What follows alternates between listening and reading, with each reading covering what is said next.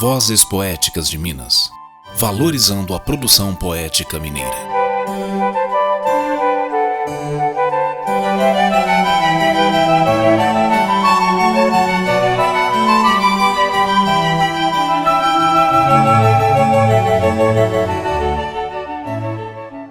Olá, sejam muito bem-vindos a mais um encontro poético. Terceira temporada do Vozes Poéticas de Minas, uma parceria da Escola Judicial Desembargador Edésio Fernandes, do Tribunal de Justiça de Minas Gerais, com a Academia Mineira de Letras. Eu recebo o professor e pesquisador Sérgio Alcides, um estudioso da obra de Tomás Antônio Gonzaga. Esse poeta, jurista, ativista político que nasceu em Portugal, mas veio viver aqui nas Minas Gerais. Tudo bem? Tudo bem, obrigado por me convidar, é um prazer conversar com você.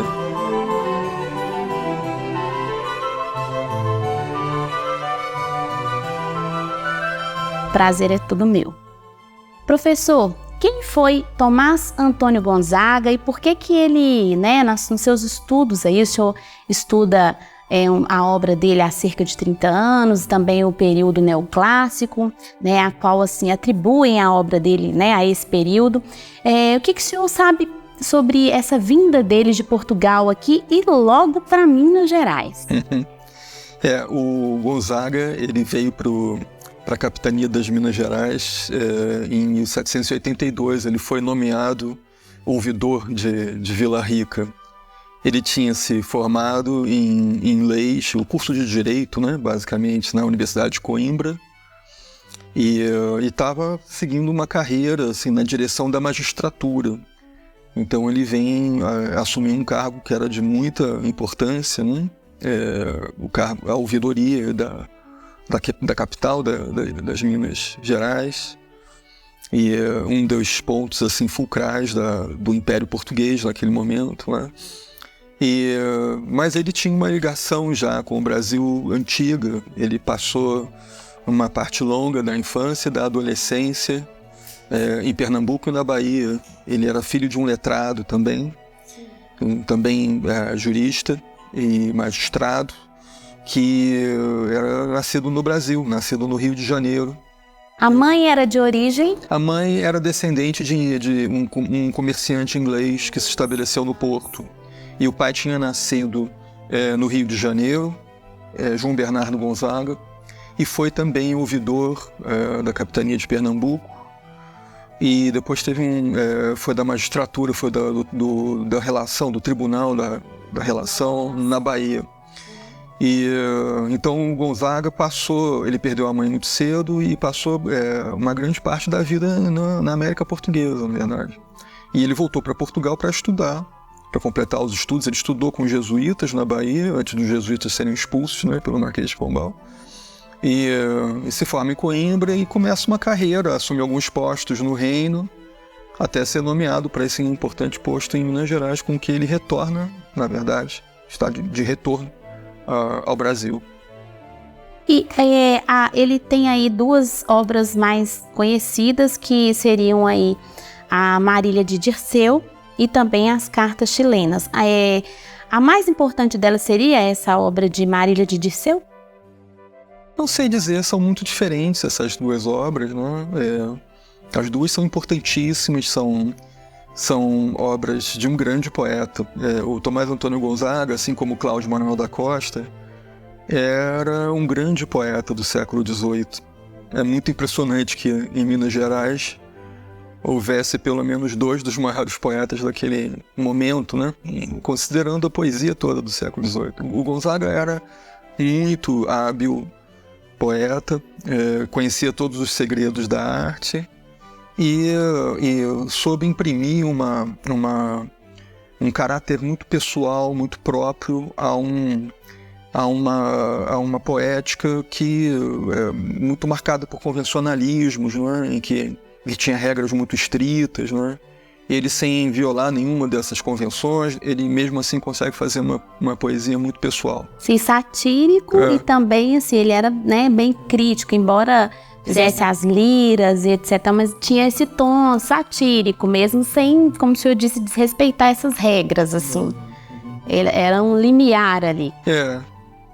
É um momento em que assim, o poeta tem muito menos liberdades assim, para criar do que vai passar a ter depois do romantismo, né? Depois no século XIX e tudo. Né? Nesse momento, a tradição tem uma força muito poderosa, né?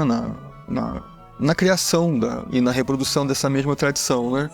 É chamado, inclusive, de período do arcadismo, árcade ou neoclássico, né? Qual a melhor atribuição o senhor dá aí a esse período?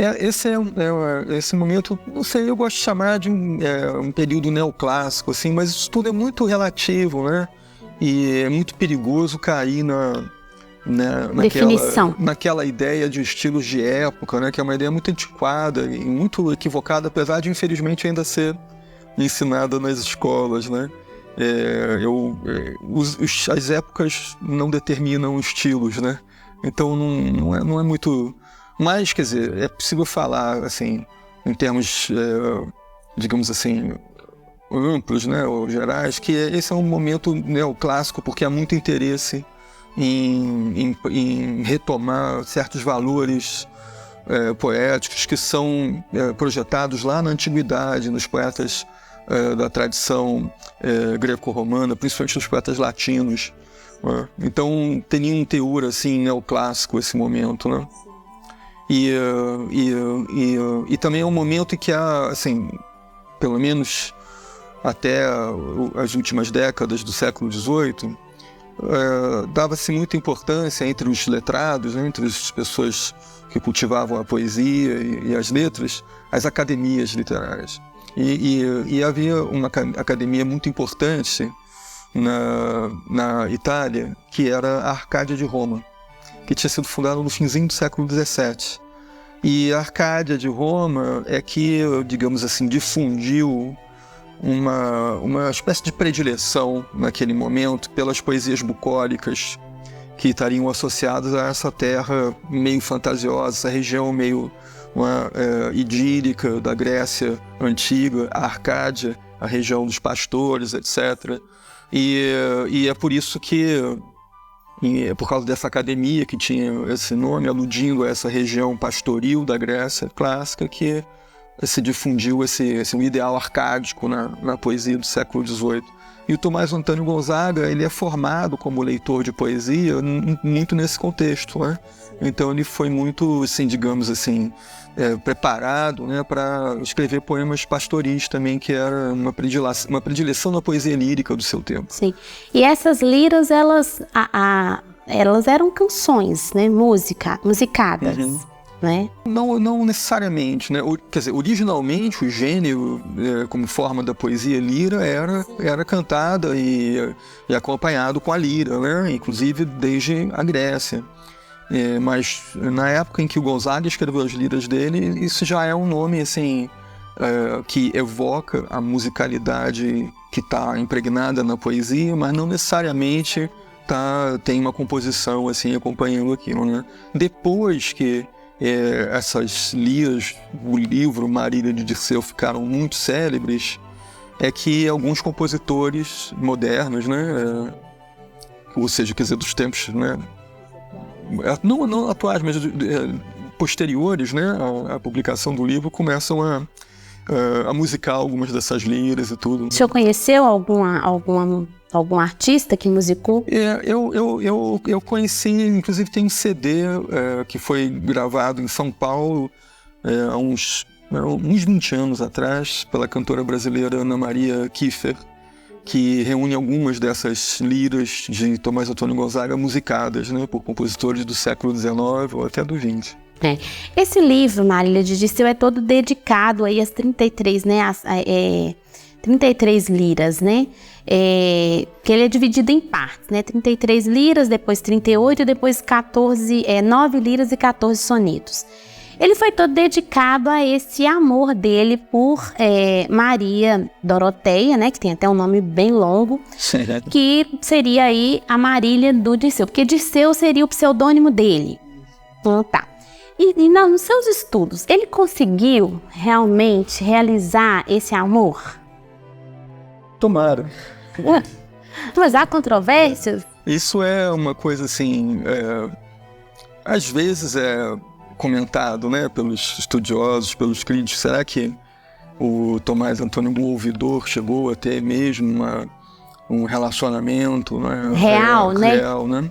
Ele chegou, quer dizer, de fato houve um relacionamento real no sentido que chegou a ser tratado o casamento entre esse importante magistrado que já tinha sido nomeado para o Tribunal da Relação da Bahia e essa jovem filha da elite local de Minas Gerais, né? Era muito jovem e o casamento chegou a ser tratado, as famílias, né? A família dela concordou e ele pediu a mão, tudo certinho, e o casamento só não se realizou porque ele foi preso por envolvimento na Inconfidência Mineira.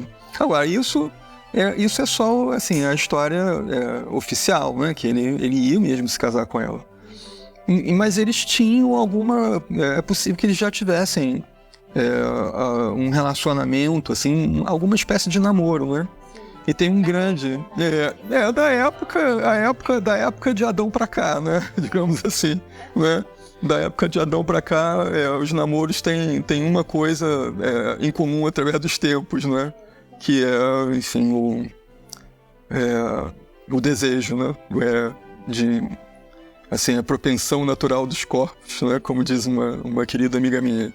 E existe um importante estudioso desse período, já falecido, Rodrigues Lapa, que num artigo muito audacioso tenta provar, examinando textualmente algumas liras, que Dirceu e Marília chegaram a namorar de verdade, né? Mas isso eu acho que o Rodrigues Lapa escreveu esse artigo assim de uma maneira meio lúdica, assim, como quem faz uma brincadeira, né? Porque não dá pra, de fato, ter certeza. Acaba entrando naquele lugar, né? Do Bentinho, né? Pois é, esses grandes mistérios, né? Traiu ou não traiu, né? Capitu. Então, ele acabou se casando depois com uma pessoa lá em Moçambique, né? E faleceu lá também. E foi só depois, né, no século XX, que a obra, essas cartas chilenas foram atribuídas a ele. Por que o senhor imagina que tenha sido, ou, né, nas suas pesquisas, porque essa obra só foi atribuída a ele depois de sua morte? Porque esses poemas, quer dizer, as cartas chilenas eram poemas, como você sabe, satíricos, né? Eles abordavam diretamente eventos e personagens da vida pública da capitania de Minas Gerais no período do governo de um nobre português e que era inimigo pessoal do Gonzaga, quando o Gonzaga era ouvidor. Ele tinha uma relação difícil com esse governador. Então ele escreveu esses poemas, não é discutido ainda se ele escreveu durante o governo desse capitão-geral, né? Foi depois, ou se ele escreveu pouco depois, né? Uma reflexão, digamos assim, as lembranças. Isso é discutido ainda. A raiva, né, contida, ele ia colocando agora ali. Eu vou escrever. Mas, quer dizer, em qualquer caso, quer dizer, mesmo que ele tenha escrito depois da gestão, né, do Dom Luiz da Cunha Menezes, ele não poderia nunca fazer esses poemas circularem com a sua assinatura, porque ele era um magistrado nomeado para o Tribunal da Relação, aquele era um integrante da nobreza que continuava na carreira de serviços ao rei. Então o anonimato ali era indispensável, né? O senhor acha que seria esse mesmo cuidado que os magistrados, por estarem ali no lugar de julgar alguma causa, deveriam ter também hoje? Sem dúvida. Bom, é uma profissão de muita responsabilidade, né? Julgar e é preciso seguir estritamente que o processo, né, legal manda, né? Porque senão ocorrem as piores distorções, né? Essa história já existia, né, naquele período, né? E o Gonzaga, ele deixou uma reputação de ser muito rígido como juiz, né? Não dá um passo fora, né, da legalidade, né? Então não foi um exemplo muito seguido, né, por todos os juízes da nossa história. Mas então ali, quer dizer, ele precisava se proteger com o anonimato, e então os poemas começaram a ser conhecidos e publicados aos poucos no século XIX, e ao mesmo tempo surgiu a grande discussão quem teria sido o autor daquelas sátiras, quem seria Critilo, né, que era o letrado que falava nas sátiras, né, como se fosse o codinome satírico, né, do autor. Mas é interessante que ele nomeia uma pessoa aqui que assim, ele chama de Doroteu, né? Que tem muito a ver com... É engraçado porque Maria Doroteia, né? E aí ele diz assim: tu já tens, Doroteu, ouvido histórias que podem comover a triste pranto os secos olhos dos cruéis Ulisses.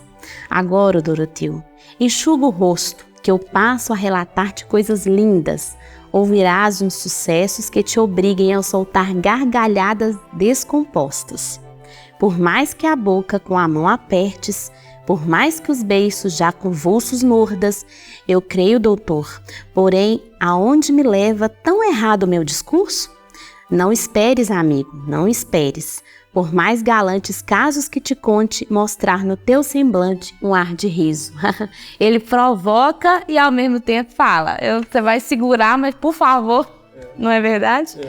Então, acho que, como pesquisador, você imagina que por essa similaridade até com os outros textos, realmente podem ser atribuídos. Houve muita pesquisa, né, em volta disso, né, uma longa polêmica que durou mais de um século a respeito de quem seria o autor, até que foi justamente esse pesquisador português que eu mencionei agora há pouco, Rodrigues Lapa, que parece que, assim, digamos assim, ele consolidou a atribuição da autoria ao Tomás Antônio Gonzaga com argumentos assim, filológicos muito contundentes, né? Então hoje ninguém mais discute isso, mas há uma coisa que ainda merece discussão. É que os critérios de autoria no século XVIII não são exatamente os mesmos que vão passar a vigorar depois da eclosão do romantismo.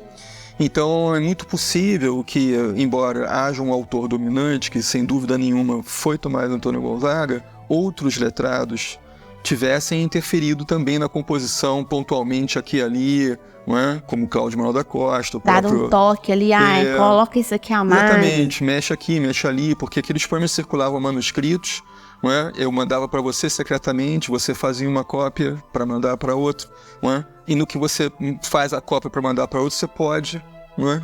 Interferir em algum verso, né? Acrescentar alguma coisa, trocar alguma ideia, né? Se você também tem habilidades, né, para versificação. Então a autoria num poema assim como as Cartas Chilenas é uma coisa assim mais fluida, menos estável e rígida do que passa a ser depois do romantismo. Ele usou quais pseudônimos aí, além do Dirceu, né, do Dirceu da Marília, né? Uhum. Na verdade são nomes pastoris, né, quer dizer que os poetas se atribuíam, né? E ele usa esse nome de Dirceu, ele às vezes pode se colocar algum outro nome da tradição, que são nomes transmitidos pela tradição, como o Cláudio Manuel da Costa usou às vezes Alceste ou Salício, etc. Né? Mas para sátira ele usa um outro nome que é Critilo, né? Critilo seria o letrado, o autor daquelas sátiras, né? Entre aspas, né? E assim, o que ele passava, né? Quais ideias ele trazia aí, né? Porque depois ele acabou se envolvendo aí nessa luta mineira aí pela separação de Portugal, embora fosse um português, né? Então, que ideias Tomás Antônio Gonzaga queria defender ali, inclusive nos seus textos? Essa é uma questão, uma pergunta muito boa, é claro. Mas é uma questão enorme, né? Porque é muito controversa essa matéria. Até hoje se discute quais eram, de fato, as pretensões dessa espécie de conspiração que foi denunciada e malogrou antes de ser posta em prática, né? A chamada Inconfidência Mineira, né? E o Tomás Antônio Gonzaga, ele tinha uma mentalidade de letrado, de jurista do seu tempo. Ele não era um revolucionário, digamos assim, mas quando eu digo do seu tempo, eu quero dizer que ele tem as complexidades e as contradições do seu tempo. E esse tempo do Tomás Antônio Gonzaga, ele é nascido em 1744, né? E vai morrer em Moçambique em 1810. Esse tempo é um tempo revolucionário. Ele tem uma formação muito tradicionalista. O pensamento jurídico dele, quando ele escreve sobre leis e tudo, está perfeitamente dentro dos quadros do antigo regime, não está em contradição com as ideias jurídicas que prevaleciam e eram super conservadoras, né? Mas esse tempo é um tempo revolucionário e as pessoas instruídas, que têm uma vida pública, elas vão mudando também ao longo do tempo, né? Eu acredito que a experiência do Tomás Antônio Gonzaga como ouvidor numa capitania conturbada, como era a capitania de Minas Gerais, naquela década de 80 do século XVIII, o levou a rever vários conceitos. Embora o escopo dele, né, seguisse aquela regra, né, trajetória mesmo como ouvidor, porém ali eu acho que ele foi provocado. Ele tinha, quer dizer, e ele também, isso também é uma coisa muito interessante, surpreendente para alguns, ele tem uma interlocução com várias pessoas interessantíssimas que residiam em Minas Gerais naquele momento. Bastaria mencionar o próprio Cláudio Manuel da Costa, que era um poeta mais velho, mas alguns outros letrados ou conhecedores de letras e de leis e outras pessoas que estavam informadas, por exemplo, sobre publicações, inclusive recentes, que depois ficam associadas à filosofia das luzes. Então as ideias de Tomás Antônio Gonzaga na década de 80 vão mudando, né? E eu acho que ele vai se abrindo para algumas perspectivas do pensamento jurídico mais associado à filosofia da ilustração. E aí sim pode entrar em contradição com alguns aspectos da estrutura jurídica do antigo regime. Mas até que ponto ele de fato participou de uma conspiração, até que ponto ele de fato... Isso nunca foi comprovado. E ele, nos interrogatórios a que foi submetido, né, apesar da mais horrenda humilhação imaginável, ele manteve uma tese única, foi muito firme, declarando-se inocente. E é muito... Teve ali um álibi específico que o senhor estudou? Ele teve vários álibis, né, entre eles a própria poesia. Um dos álibis é o casamento, né, planejado com Maria Doroteia. Um outro é que ele estava mais ocupado escrevendo as suas poesias ou corrigindo as suas poesias do que participando de conversas sobre política. E também era um álibi importante para ele o fato de ele ter já uma carreira de alto prestígio assegurada, porque ele tinha acabado de ser nomeado para um posto que era cobiçado por todos os outros letrados que seguiam a carreira dele. Então justificava ele não surgia ali. Seria um desatino ele participar de uma aventura se ele tinha o futuro dele e da sua esposa, né, garantido na Bahia. Ele faz todas essas alegações. E ainda assim? Mas é preciso dizer que nos interrogatórios, apesar do risco muito forte, que ele conhecia bem de ser condenado à morte, porque ele era acusado de um crime de lesa majestade, e todos os outros envolvidos, excetuando o Tiradentes, estavam sob pressão, envolvendo e incriminando os seus companheiros, né? Então o Gonzaga sabia que estava sendo incriminado por outros investigados, outros réus, e sabia que ele estava com o pescoço muito ameaçado. Você acha que ele teve uma delação premiada para ser só preso? Não, ao contrário. O que é assim, admirável é que ele, apesar disso, dele saber que a coisa estava realmente feia pro lado dele, ele não incriminou ninguém. Ele e o O Tiradentes são os únicos que não fazem feio, assim, digamos, nos interrogatórios. Ele não incrimina ninguém que ele já não soubesse de antemão que estava ferrado. Então, lealdade. ele é muito leal. E nem todos foram leais com ele, mas ele foi muito firme. Eu não participei disso, não sei quem participou, não acusou ninguém, não delatou nada, não delatou ninguém. E respondeu os interrogatórios assim, ao longo dos anos que ficou preso, sem cair em contradição uma única vez. Foram cerca de quantos anos aí essa prisão dele? Ele ficou mais de 2 anos preso, né? Ele foi preso em maio de 1789. Foi no Rio de Janeiro, já tinha... Não, ele foi preso em Vila Rica e foi levado para o Rio de Janeiro, né? E ele ficou preso lá, né? Na Ilha das Cobras, e depois em outro lugar. E os interrogatórios são lá no Rio e tudo, né? E ele é condenado, finalmente sentenciado, primeiro à morte e depois ao degredo, né? Porque a rainha comuta a pena, como se dizia, né? A pena de morte em degredo para todos os casos, menos para o caso do Tiradentes, em 1792 só. Então ele ficou uns bons 3 anos preso. E não caiu em contradição em um único momento. Às vezes ficava meses sem ser interrogado, numa penúria tremenda, incomunicável, numa cela úmida. E quando ia ser interrogado novamente, mantinha a mesma tese. Ele era uma pessoa de uma fibra de caráter, mental, uma força de caráter muito poderosa. E essa ida para Moçambique, você acha que foi a única saída que ele teve ou foi de fato uma escolha?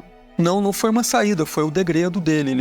Ele foi condenado a cumprir um degredo em Moçambique. Outros foram para Angola e para outras partes da África. Ele foi para Moçambique. Mas eu digo assim, essa própria escolha do degredo, né? Porque na verdade ali era uma determinação. Digo, quando eles apontavam esses destinos, por exemplo, Moçambique, sim. Por que seria? É exatamente por essa falta de contato? Eu acho que havia uma necessidade, quer dizer, a intenção supõe que fosse afastar aqueles réus uns dos outros, né? Para que eles não voltassem a ter nenhuma interação e principalmente afastá-los do território da América Portuguesa, né? Então mandavam para a África. Mas, uma vez chegado em Moçambique, o Tomás Antônio Gonzaga conseguiu refazer a vida dele, né? Inclusive ele se casou lá, né, com a Juliana de Souza Mascarenhas, né? Lá no continente africano.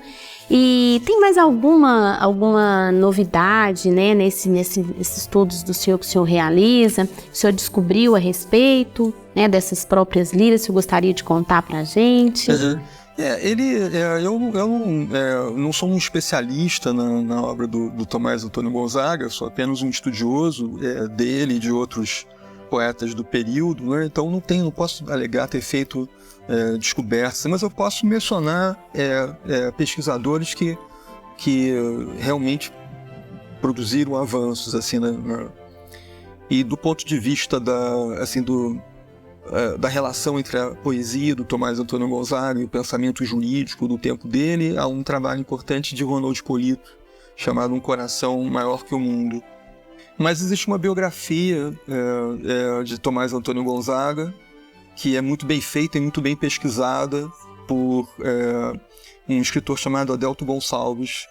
E essa biografia ela é especialmente importante porque ele pesquisou também arquivos africanos, não é? Então levantou em mais detalhes a vida... essência dele, né? A trajetória dele depois do degredo. E como ele se reergue depois de toda a humilhação, digamos, né? Mas há muita coisa mais a pesquisar, né? E a própria publicação de Marílio de Dirceu a história desse livro é muito fascinante e merece muita pesquisa ainda, porque esse livro é publicado em Portugal pouquíssimo depois da condenação de Gonzaga. Ele sai com as iniciais do nome dele apenas, TAG, e se torna um livro assim, uma espécie de febre. É um sucesso editorial que não tinha precedentes Na época. Além dos Lusíadas. Né? Verdade. Então é um livro que no seu momento, assim, nas primeiras décadas da sua circulação, ele teve mais êxito de público do que qualquer outro. Sendo superado apenas pelos Lusíadas de Camões, que é, enfim, uma grande obra da expansão portuguesa, né?